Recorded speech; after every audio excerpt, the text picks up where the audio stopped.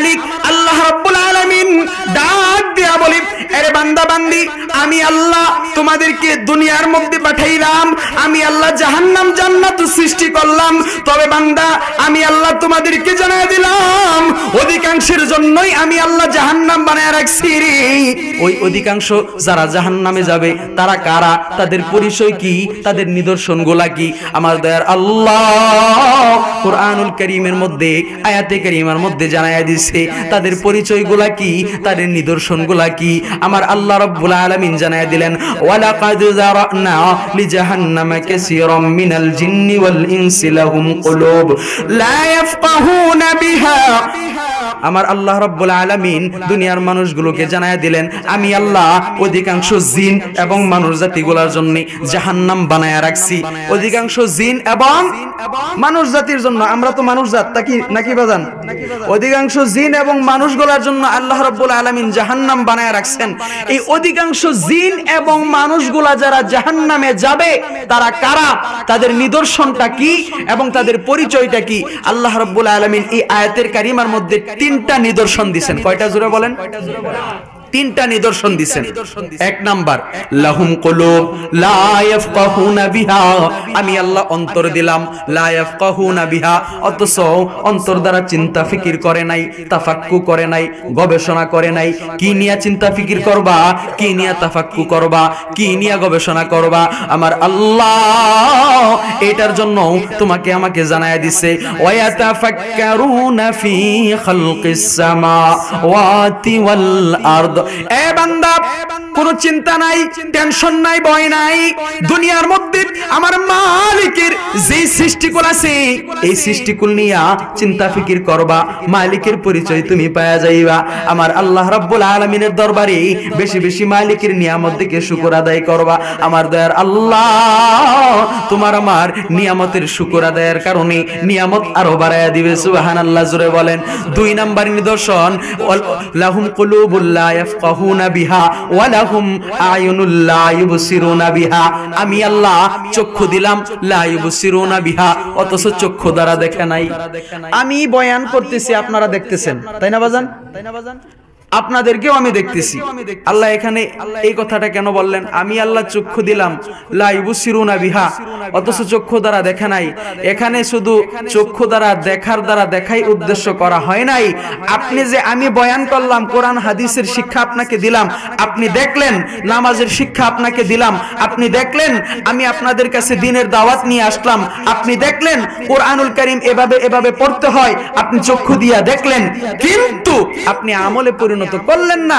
মালিক ডাক দিয়ে বলে, এই দেখার দ্বারা শুধু দেখাই উদ্দেশ্য নয়, যতক্ষণ পর্যন্ত আমলে পরিণত করতে না পারবা ততক্ষণ পর্যন্ত এই দেখা আমি মালিকের দরবারে অরিজিনাল দেখা হিসাবে গণ্য হবে না। তাহলে আপনার আমার চক্ষু আছে, এই চামড়া চক্ষু উদ্দেশ্য নয়, উদ্দেশ্য হলো অন্তর চক্ষু। কি চক্ষু জোরে বলেন? হাজী সাহেব 5 বছর আগে মক্কা মদিনা গেছে হজ করতে।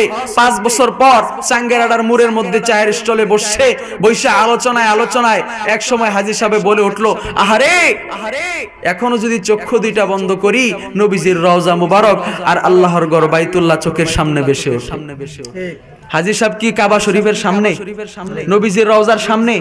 তাহলে চক্ষু দুইটা বন্ধ করলে বেশি উঠে। এর মানে কি বোঝা যায়? এই চামড়ার চক্ষু, দুইটা চামড়ার চক্ষু ছাড়াও আরো একটা চক্ষু আছে যার নাম অন্তর চক্ষু। কি জোরে বলেন? আপনি দেখলেই হবে না, অন্তর চক্ষু দ্বারা দেখে আপনাকে আমলে পরিণত করতে হবে।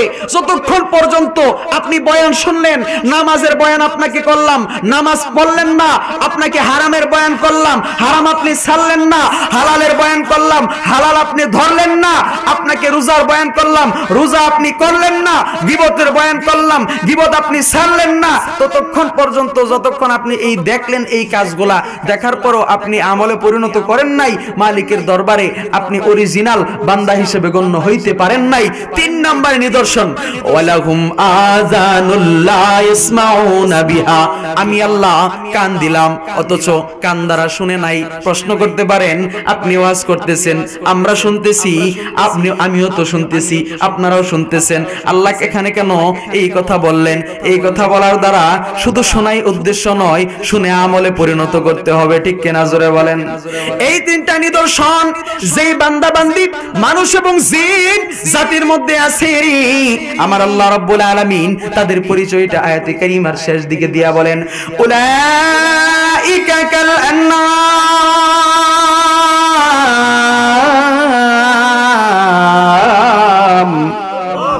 ওরা হলো চতুষ্প জানোয়ার। কি জোরে বলেন? এত সুন্দর মাখলুক আল্লাহ এত আদর করে আপনাকে আমাকে বানাইছে, এত মায়া মোহাব্বত করে বানাইছে, শ্রেষ্ঠ মাখলুক হিসাবে আপনাকে আমাকে আল্লাহ রাব্বুল আলামিন মর্যাদা দিচ্ছেন, দাম দিচ্ছেন, এত সম্মান আপনাকে আমাকে আল্লাহ দান করছেন। কিন্তু আল্লাহ রাব্বুল আলামিন কি বলছেন? এই তিনটা নিদর্শন যে মানুষ আর জিন জাতির মধ্যে আছে, উলাইকা কাল আনআম, ওলা হলো চতুষ্প জানোয়ার। শুধু তাই নয়, বাল হুম আদল, তার চাইতেও নিকৃষ্ট। আমরা কি চতুষ্প জানোয়ার হয়ে মরতে চাই? জোরে বলেন, জানোয়ার হয়ে মরতে চাই? এখন পর্দা আলের মা বোনে আমাকে বলা হয়েছিল, হুজুর আপনি একটু মা বোনদেরকে নিয়ে আলোচনা করবেন। আসলে আলোচনায় কথায় কথায় কথা আইসা যায়, এজন্য অনেক কথা চলে আসে, আপনাদেরকে বলি, আপনারা বোঝার চেষ্টা করবেন। এখন আল্লাহ রাব্বুল আলামিন আমাদেরকে দুনিয়াতে পাঠাইলেন, এই যে আল্লাহ রাব্বুল আলামিন বলছেন এই তিনটা নিদর্শন যাদের মধ্যে আছে, উলাইকা কাল আনআম, এরা হলো চতুষ্প জানোয়ার। শুধু তাই নয়, বালহুম আদল, তার চাইতেও নিকৃষ্ট। এই খাসলতগুলা এখন অধিকাংশ নারী পুরুষ আমাদের সকলের মধ্যে বিরাজ করতেছে। নারী পুরুষ সকলের মধ্যে বিরাজ করতেছে। একটা মহিলার দিকে তাকাইলে নামাজের অর্ধেক টাইম হয়ে গেছে, স্টার জলসার জি বাংলার সিরিয়ালের টাইমগুলা ওই নামাজের সময়ই দেয়। কথা কো ঠিক কিনা? এই জন্য আমি কই, স্টার জলসার জি বাংলা ধ্বংস করছে আমার সোনার বাংলা।